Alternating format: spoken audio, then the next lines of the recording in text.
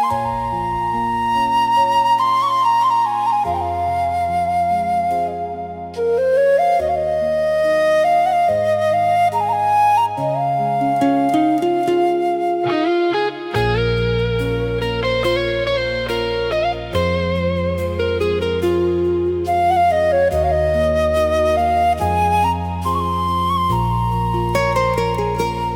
េលថ្ងៃលិច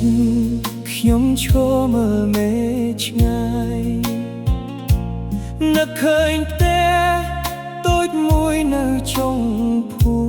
មិសំឡេងម៉ែហៅឲ្យចូលញ៉ាំបាយនៅតែឮក្នុងបេះដូងរាល់ថ្ងៃ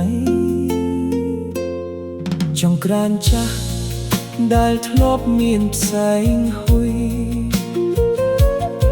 តូចឈើតូចដែលធ្លាប់អង្គុយជុំគ្នាទោះថ្ងៃនេះខ្ញុំនៅឆ្ងាយប៉ុណ្ណាចិត្តមួយនេះ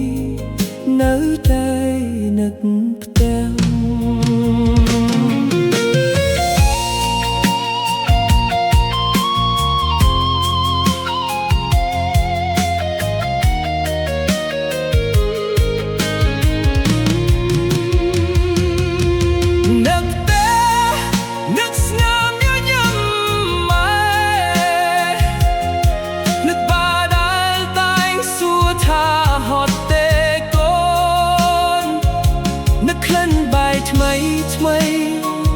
នឹងសំដែងក្នុងផ្ទះ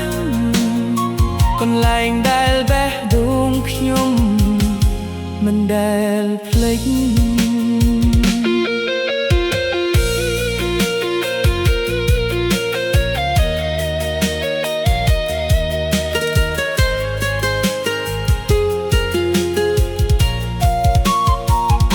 ខ្ញុំដើរតាមផ្លូវដែលពោពេញមនុស្សតែអារម្មណ៍ដូចដើរតែម្នាក់ឯង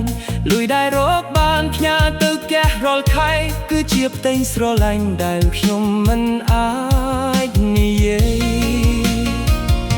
សង្ឃឹមថ្ងៃមួយខ្ញុំនឹងបានត្រឡប់អង្គុយញ៉ាំបាយជុំគ្រួសារដូចមុនស្ដាប់សំឡេងសត្វចាពេលព្រឹកព្រលឹមនឹងរស់ក្នុងភាពកក់ក្ដៅនៃផ្ទះមានកន្លែងជាច្រើនដែលខ្ញុំបានទៅតែគ្មានកន្លែងណាដូចផ្ទះយើងមិនថាជីវិតនាំខ្ញុំទៅឆ្ងាយប៉ុណ្ណាដែលដងមួយនេះនៅតែចង់ត្រឡប់នឹកផ្ទះនឹកគ្រប់យ៉ាងដែលធ្លាប់មាននឹកសំឡេងសើចនឹងផ្ទៃស្រឡាញ់មិនចេះរីងស្ងួនថ្ងៃណាខ្ញុំបានវិលត្រឡប់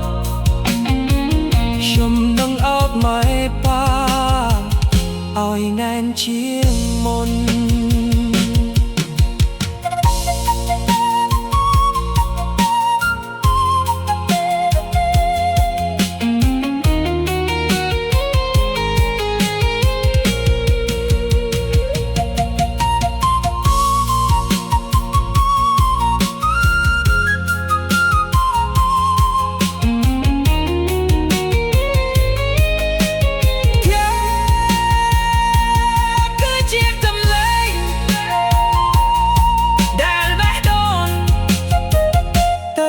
ចង់ត្រឡប់